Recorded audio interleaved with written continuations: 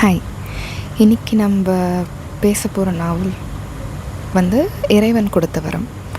இறைவன் கொடுத்த வரம் இந்த நாவல் வந்துட்டு 2003 எழுதியிருக்காங்கன்னு நினைக்கிறேன். ஆமாம், 2003 டிசம்பர் எழுதியிருக்காங்க. இது வந்துட்டு எனக்கு மிக்சட் ரிவ்யூஸ் நிறைய இருக்குது இந்த நாவலில்.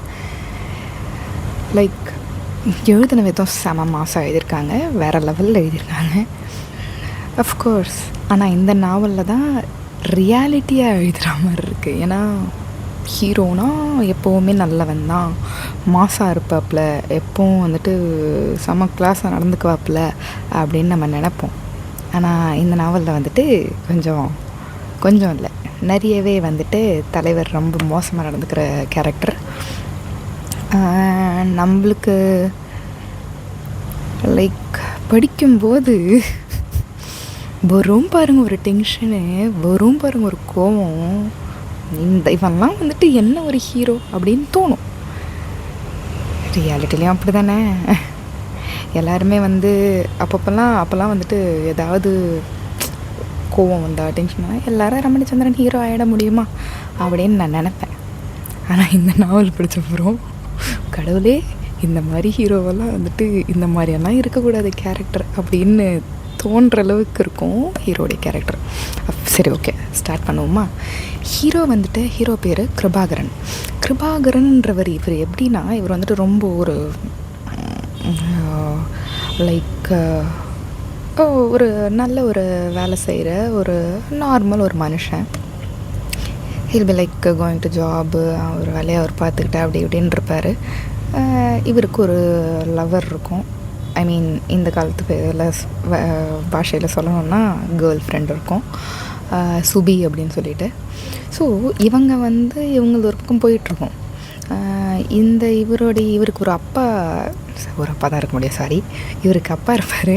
அப்பா வந்துட்டு ரொம்ப அப்பானா இவருக்கு எல்லாம், இந்த கிருபாகரனுக்கு அப்பா தான் எல்லாம். அப்பா வந்துட்டு ரொம்ப கஷ்டமான உடம்பு சரியில்லாத சுச்சுவேஷனில் இருப்பார். நியூஸ் வரும், உடனே ஓடி போய் பார்ப்பாப்புல. பார்க்கும்போது தான் தெரியும் இவர் வந்து ஏதோ ஒரு விஷயத்தில், காசு விஷயத்தில் பல வருஷங்கள் முன்னாடி ஏமாந்து போயிருப்பார். எத்தனையோ ஷேர்ஸ் வாங்கி ஏமாந்துருப்பார். இவரை ஏமாத்துனது இன்னொரு ஆள். அவர் யாருன்னா ஹீரோயினுடைய தாத்தா. எனக்கு பேரெல்லாம் 6 months முன்னாடி படித்தேன்னா, ஸோ பேரெல்லாம் எனக்கு ஞாபகம் இல்லை, கதை மட்டும் சொல்கிறேன்.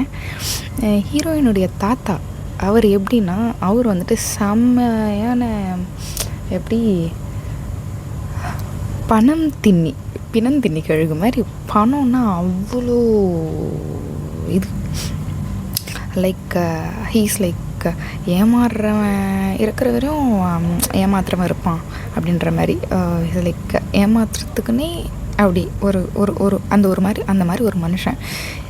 He's the very worst character மனுஷன். அந்த ஆள் வந்துட்டு லைக் அவர் வந்து இந்த ஹீரோடைய அப்பாவை ஏமாற்றி காசெல்லாம் பிடுங்கியிருப்பார். ஸோ அது இன்டெப்த் போக விரும்பல. நெக்ஸ்ட்டு என்னென்னா, இப்போ ஹீரோயினுடைய தாத்தா கிட்ட இந்த மாதிரி ஏமாந்துட்டாரு, அந்த ஏமாந்த காசை, அந்த ஷேர்ஸை எப்படியாவது நீ தான் மீட்டெடுக்கணும் அப்படின்னு சொல்லிட்டு இவங்க அப்பா செத்து போயிடுவார், ஹீரோடைய அப்பா. So hero will be like holding full grudge, எப்படியாவது அந்த காசை திருப்பி எடுக்கணும். It will be like costing more. அது அப்போது எத்தனையோ 15 வருஷத்துக்கு முன்னாடி ஏமாந்துருக்காருன்னா இப்போ அது எங்கேயோ கிடுகிடுன்னு இன்க்ரீஸ் ஆகிட்ருக்கோம் இல்லையா, ஷேர்ஸ் எல்லாம். ஸோ இப்போ எப்படி அவன் இது திரும்ப வாங்க போகிறான் அப்படின்னு சொல்லிட்டு இவன் யோசிச்சுட்டே இருப்பான். சரி, ஓகே, லெட்ஸ் கோ அண்ட் பார்க்கலாம் எப்படி அந்த காசை திரும்ப எடுக்கிறதுன்னு போய் பார்க்கும்போது பார்த்தா ஹி வில் ஓவர் ஹியர். யாரோ 2 பேர் பேசிக்கிட்டு இருக்கிறத கேட்பான் இவன் காதில் விழும். இந்த மாதிரி வந்து இந்த தாத்தா இருக்கார் இல்லையா, பணம் படைத்த இந்த தாத்தா வந்துட்டு அவருடைய பேத்தி இருக்கும். அஃப்கோர்ஸ் அதை தான் ஹீரோயின் மாதவி அப்படின்னு சொல்லிட்டு. அந்த மாதவிக்கு யார் கல்யாணம் பண்ணிக்க போகிறானோ அந்த சொத்தெல்லாம் வந்துட்டு சொத்தம் அந்த ஷேர்ஸாக, எனக்கு அது சொத்து தான் நினைக்கிறேன். ஸோ யார் கல்யாணம் பண்ணிக்க போகிறானோ அந்த கல்யாணம் பண்ணிக்க போகிற பையனுடைய கல்யாணம் பண்ணிக்க போகிறவனுக்கு, அதாவது மாதவியுடைய வயிற்றில் வளர்கிற குழந்தையுடைய அப்பா யாரோ, ட்விஸ்ட்டு பார்த்தீங்களா? எவ்வளோ நல்ல தாத்தா. அந்த வயிற்றில் வளர்கிற குழந்தையுடைய அப்பா யாரோ அவருக்கு தான் மொத்த சொத்து போய் சேரும் அப்படின்னு சொல்லி இவர் எழுதி வச்சுட்டு போயிடுவார். அதாவது அந்த கல்யாணம் ஆகி அந்த குழந்த பிறகுதெல்லாம் அந்த குழந்தையுடைய தகப்பனுக்கு தான் இந்த சுத்தம்லாம் போய் சொல்லும். எவ்வளோ ஒரு நல்ல மனுஷன்ல. ஸோ இந்த இவன் உடனே வந்து இதை கேட்டுருவானா. இப்போ நெக்ஸ்ட்டு டார்கெட் என்ன? ஹீரோயினை கல்யாணம் பண்ணணும். ஹீரோயின் அப்படி எடுத்த உடனே கல்யாணம் பண்ண முடியுமா? ஹீரோயின் தான் ரமணிச்சந்திரனுடைய ஹீரோயின் ஆச்சு. ஹீரோயின் வந்துட்டு டிக்னிட்டி உள்ள ஆள். ஆனால் நம்ம ஹீரோயின் இந்த ஒரு நாவலில் இருக்கிற ஹீரோயின் எப்படின்னா, she's very innocent and very naive. யார் என்ன சொன்னாலும் நம்பிடுற மாதிரி ஒரு இன்னசென்ட் பொண்ணு. அவளுக்கு அவங்க தாத்தானா ரொம்ப பயம். தாத்தா சொல்கிறது தான் கேட்கணும். தாத்தாவுக்கு எப்படியாவது தாத்தா கிட்ட நல்ல பேர் வாங்கணும் அப்படின்ற இருக்கிற ஒரு பாவப்பட்ட ஒரு கேரக்டர். என்ன பண்ணுவான் நம்ம ஹீரோ இருக்கானே, அவன் இவன் தான் சொல்ல தோணுது, அவர் இவருன்னு சொல்ல தோணலை. ஏன்னா அப்படி ஒரு கேரக்டரு. என்ன பண்ணுவான் இந்த ஹீரோ? போயிட்டு அந்த பொண்ணை லைக் துரத்தி லவ் பண்ண மாட்டாப்புல, கெத்தாக தானே லவ் பண்ணுவாங்க. ஸோ போயிட்டு he will woo her, he will like அவளை எப்படியா மனசை மாற்றுறது, கொஞ்சம் கொஞ்சமாக அவளுக்கும் பிடிச்சி போயிடும். First impression is the best impression, right? So கொஞ்சம் கொஞ்சமாக பிடிச்சி போயிடும். கல்யாணமும் நடந்துடும். கல்யாணம் நடந்ததோடு மட்டும் இல்லாமல் ரொம்ப அப்படியே ஆக்சுவலி கல்யாணம் நடக்கிறதுக்கு முன்னாடி நம்ம ஹீரோயினுக்கு ஒரு செம்ம க்ளோஸ் ஃப்ரெண்ட் ஒருத்தி இருப்பாள். She is the sweetheart of this novel, Manohari அப்படின்னு சொல்லிட்டு. நம்ம ஹீரோயின் வந்துட்டு எவ்வளோக்கு எவ்வளோ நெய்வோ, எவ்வளோக்கு ஒன்றா சொன்னால் அப்படியே நம்பிடுவாள். அவளுக்கு நேர் ஆப்போசிட், மாதவிக்கு நேர் ஆப்போசிட் மனோகரி வந்துட்டு மனோகரி கிட்ட இன்ட்ரடியூஸ் பண்ணுவாள் ஹீரோவை கல்யாணத்துக்கு முன்னாடி, லைக் லவ் பண்ண ஆரம்பிக்கிற டைமில். ஸோ இப்போ மனோகரி வந்துட்டு எனக்கு ஏதோ சரியாக படலடி, எல்லாமே வந்துட்டு நல்லவராக தெரிகிறாரு இவர், அவ்வளோ பர்ஃபெக்டாக எப்படி ஒரு ஆளால் இருக்க முடியும் அப்படின்ட்டு கேட்பாள். எனக்கு அதுதான் சரியாக படலைன்னு. என்னடி நீ இப்படி சொல்கிற, அவர் ரொம்ப நல்லவர்றே அப்படின்னு சொல்லிட்டு இந்த பொண்ணு அதை கண்டுக்க மாட்டா. So eventually they will get married. அப்புறம் நார்மலாக எவ்வளோ நல்லா நடந்துப்பான்னா, ஐயோ அது என்ன சொல்கிறது, அவ்வளோ என்னென்ன சொல்கிறான் பாருங்க அப்படின்ற மாதிரி இருக்கும். Like he will be like taking good care of. Sorry சென்டரில் கொஞ்சம் பிரேக் ஆகிடுச்சு. எங்கே விட்டேன்? லைக் அவன் வந்து எவ்வளோ நல்லா நடந்துப்பான்னா, he will be taking good care of her and she will be totally in love with him. நம்மளுக்கே வா என்ன நல்லா பார்த்துக்கிறான் அப்படின்னு தோணும். ஆனால் வந்துட்டு அவன் ஃப்ராடு சார். மொத்தம் வந்துட்டு இவளை ஏமாத்துறதுக்காகவே எல்லாம் பண்ணுவான். எனக்கு இது சொல்லும்போதே மனசு வலிக்குது. அவ்வளோ மோசமான ஒரு நடிகன்.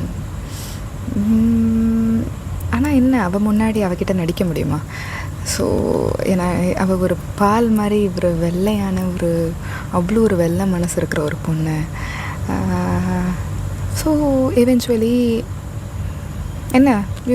she will become pregnant. ஆகிற வரையும் he will be like taking very good care of her. அவள் ப்ரெக்னென்ட் ஆனான்னு தெரிஞ்ச உடனே மேன் அப்படியே அப்சைட் டவுனாக மாறிடும். எல்லாமே சேஞ்ச் ஆகிடும். Top to bottom he will show his true color. அந்த இன்னும் இவன் இப்படி நடந்துக்கிறான் அப்படின்னு சொல்லிட்டு யோசிக்கிட்டு இருக்கும்போதே அந்த டைமில் இவர் சொல்லுவார், நான் வந்துட்டு உன்னை லவ்லாம் பண்ணல, உங்கள் தாத்தா எங்கள் அப்பாவை ஏமாத்தினார், அதனால் நான் இப்போது வேறு அதை திருப்பி எடுக்கணும் அப்படின்னா உன்னுடைய வயிற்றில் வளர்கிற குழந்தையோடைய அப்பாவுக்கு தான் நாம எல்லாம், ஸோ அதனால தான், வேறு எதுவும் கிடையாது அப்படின்னு சொல்லி எனக்கு லவ்வர் இருக்குது.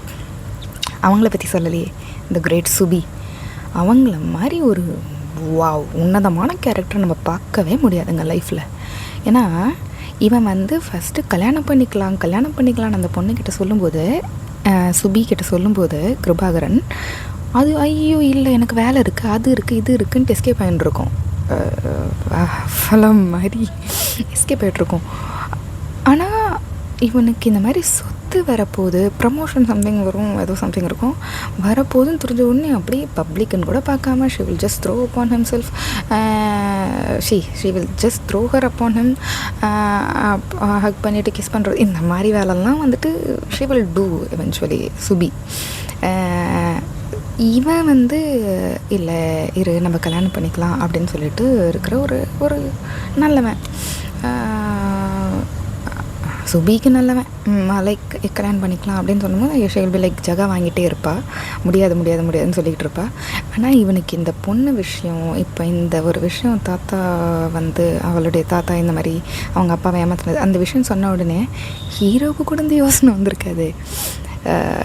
இவன் சுபி வந்துட்டு கொடுப்பா, ஓகே போய் நம்மளுக்கு காசு முக்கியம், நீங்கள் போய் பரவாயில்ல நீ போய் வந்துட்டு அவளை ஏமாற்றிட்டு காசு எடுத்துகிட்டு வா, நான் உனக்காக காத்துக்கிட்டு இருப்பேன், நான் உனக்கு எவ்வளோ பெரிய சாக்ரிஃபைஸ் பண்ணுறதுக்கு ரெடியாக இருக்கேன் பாரு, போயிட்டு வா அப்படின்னு சொல்கிற ஒரு உன்னதமான கேரக்டர் இந்த சுபிங்க. அப்படி நிறைய பேர் இருக்காங்க உலகத்தில். ஸோ இப்போ என்னென்னா, இப்போ வந்துட்டு இவருக்கு சுபி தான் முக்கியம்ன்ட்டு இவர் இதெல்லாம் விட்டுட்டு போயிடுவாப்புலன்னா என்ன போயிருப்பார். ஏன்னா இவள் இப்போ சொத்து மொத்தம் ஆகுறது அவன்தில்ல. அப்போது வீடனமும் மொத்தமாக இருக்கிறது வீடு, இவளுடைய வீட்டில் தான் இருக்கிறது. ஆனால் இப்போ ப்ரூஃப் வந்துட்டு இவ கன்சீவ் ஆனதுக்கு ப்ரூஃபு ப்ளஸ் அவன் தான் அப்பா அப்படின்றது ப்ரூஃப் இருக்கும். இவன் விட்டுட்டு போயிருப்பான். அதை பாப்பா தூக்கி கிழிச்சு போட்டுடலாமா அப்படின்னு சொல்லிட்டு நினைப்பா. இவளுக்கு அந்த டாக்டர் தெரிஞ்சவங்களாக இருப்பாங்க.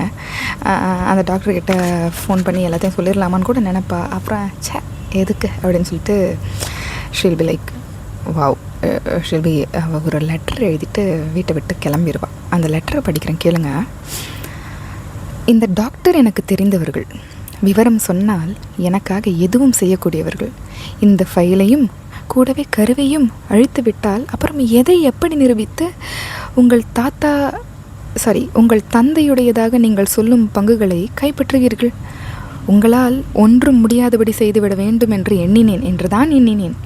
ஆனால் செய்ய பிடிக்கவில்லை. எதையும் அழிப்பது எனக்கு பழக்கமில்லை. அத்தோடு இந்த பங்குகளை பெறுவதற்காக அரும்பெரும் தியாகங்களை செய்தீர்களோ? பெறுவதற்காக எந்த அரும்பெரும் தியாகங்களை செய்தீர்களோ, வேண்டாத ஒருத்தியை தொட்டு பழகி சகித்த தியாகத்தை சொல்கிறேன். அந்த மாதிரி உன்னத தியாகங்கள் வீணாகி போகக்கூடாது அல்லவா? அதனால் நான் தாயாவதற்கான சான்றுகளை விட்டு போகிறேன். ஒவ்வொரு வினாடியும் ஏமாறுவதற்கு ஒருவனும் அவனை ஏமாற்றுவதற்கு இருவரும் பிறப்பார்கள் என்று தாத்தா சொல்லுவார். ஏமாத்துறவராச்சே, அவர் சொல்லி தான் இருப்பார். அனுபவசாலி, உண்மையைத்தான் சொல்லியிருக்கிறார். உங்களிடம் எல்லாமே சற்று அதிகப்படியாக சரியாக இருப்பதாக என் தோழி சொன்னால் அவள் சொல்லும் போதே கேட்டிருக்கணும். ஆனால் எனக்கு சந்தேகப்படக்கூட தெரியவில்லையே. அவள் இடத்துல இருந்து பார்த்தா நிஜமாக சந்தேகப்பட முடியாது தான். when you are in love, when you really love a person, you cannot கண்டிப்பாக முடியாது தான். உங்களால் நல்ல பாடம் கற்றுக்கொண்டேன். உலகில் யாரையுமே நம்பக்கூடாது என்கிற பாடம். முக்கியமாக உங்களை பாடம் கற்றுக் கொடுத்தவர் குருதட்சணையை வாங்குவதில் ஆசாரியார் துரோணரையும் மிஞ்சிவிட்டீர்கள். அவர் ஏகலைவனிடம் வெறும் கட்டை விரலைத்தானே கேட்டு வாங்கினாராம். நான் பலி கொடுத்தது என் எதிர்காலம் முழுவதையும். இப்போதைக்கு தற்கொலை செய்து கொள்ளும் எண்ணம் இல்லை. பைத்தியகாரி, தற்கொலையாம். எண்ணம் இல்லை, நல்ல வேலை. ஆனால் என்றேனும் என்னை தேடுவதாக தெரிந்தால் அப்புறம் என்னை உயிரோடு பார்க்க முடியாது. அப்படி தான் பயமுறுத்தி வைக்கணும் இல்லையா? அப்படியெல்லாம் மனசில் நினச்சிருக்க மாட்டா புத்திசாலி பொண்ணு. பார்க்கலாம். மறுபடியும் முட்டாள் என்று நிரூபிக்கிறேன். உங்களுக்கு வேண்டியது கிடைத்த பின் என்னை தேடுவானேன். தொல்லை விட்டது என்று தானே இருப்பீர்கள். இந்த மாதிரி எழுதியிருப்பா மேன்.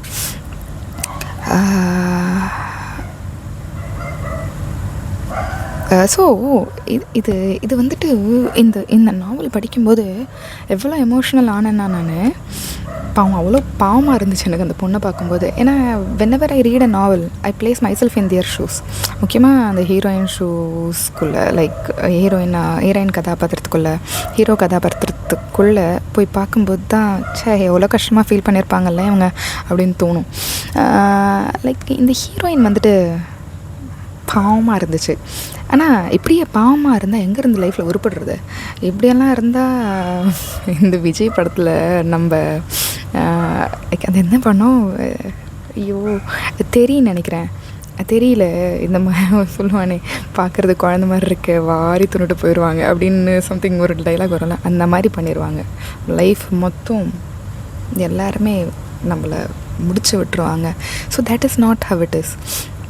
ஸோ இவளுக்கு நல்ல வேலை மனோகரி அப்படின்னு சொல்லிட்டு ஒரு செம்ம ஒரு லைஃப் சப்போர்ட் இருந்தா. ஸோ மனோகரின்ற மாதிரி ஒரு கேரக்டர் வந்துட்டு நம்ம எல்லாருடைய லைஃப்லேயும் எல்லா பொண்ணுங்களுக்கும் எல்லாருக்குமே லைஃப்பில் ஒரு மனோகரி மாதிரி ஒரு ஃப்ரெண்ட் இருக்கணும், ஒரு வெல்விஷர் இருக்கணுன்றது நான் கடவுளை பிரார்த்திக்கிறேன். ஸோ இப்போ என்னென்னா, இந்த மனோகரி இறைவன் கொடுத்த வரம்னு கேட்டால் மனோகரி தாங்க. இந்த மனோகரி வந்துட்டு அவளுடைய லைஃப், அவளுடைய ஜாபெல்லாம் விட்டுட்டு, இங்கே இருக்கிற நர்ஸ் ஜாபை விட்டுட்டு they will go to another place, வேறு ஊருக்கே கிளம்பி போயிடுவாங்க. அவன் தேடுற இடத்துல இருக்கக்கூடாதுன்னு கிளம்பி போயிடுவாங்க. Eventually she will go forth. அதுக்கப்புறம் மனோகரி பார்த்துக்குவா. இந்த சென்டரில் வந்துட்டு எத்தனை வருஷம், சில வருஷங்கள் போகும், ஒரு 2-3 வருஷம் 3-4 வருஷம் சம்திங் போகும். அதுக்கப்புறம் வந்துட்டு ஷி வில் பிகம் ஸ்ட்ராங்கர். அவளும் ஒரு நல்ல நிலைமைக்கு படித்து ஒரு ஒரு பொசிஷனுக்கு வருவா. ஸோ இப்போது என்னென்னா, இப்போ இவளுக்கு பழி வாங்கணும் திரும்பி அவனை அப்படின்ற இதில் எடுத்துகிட்டு வருவாங்க. என்னை கேட்டால் பழி வாங்குறதா, அந்த மாதிரி ஆளுங்கிட்டேருந்து தூரமாக இருக்கிறது நல்லதுன்னு நான் சொல்லுவேன். ஆனால் இல்லை, பழி வாங்கி தானே ஆகணும். There should be a closure, right?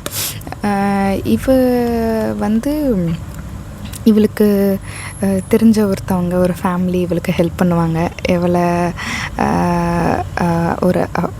ஒரு அங்கிள் ஆண்டி இருப்பாங்க. அவங்களுக்கு ஒரு பையன் இருப்பாப்புல. ஸோ அந்த பையனை வந்துட்டு இவன் அண்ணாவை தான் பார்த்து பழகியிருப்பா. ஸோ இருப்பான். அந்த பையன் வந்துட்டு மனோகரியை லவ் பண்ணுவாப்புல. அவங்க ஒரு கப்பல்.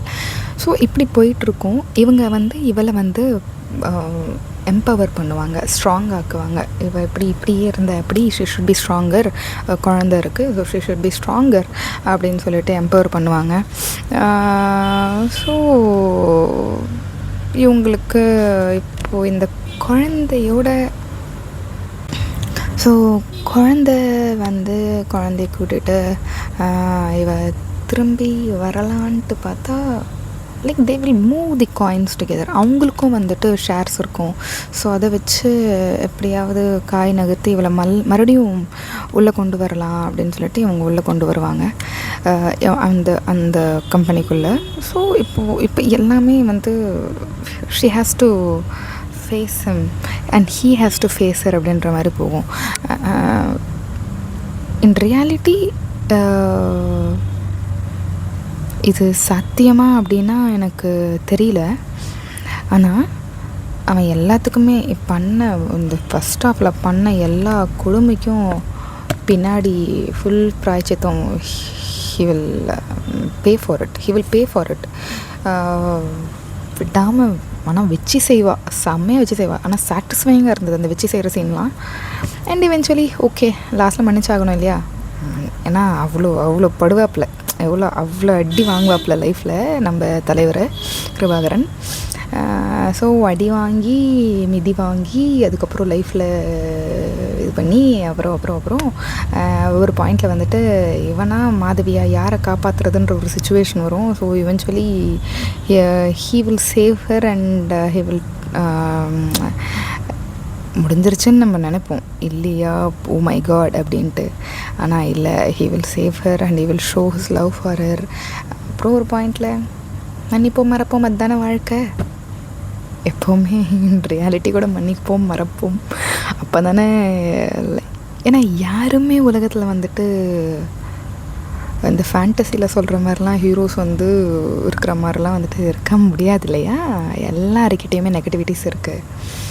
ஸோ என்ன தான் ஹீரோ மேலே கோவம் வந்தாலும் ஹீரோ திரும்பி லாஸ்ட்டில் மனசு திருந்தி இவகிட்ட நிறைய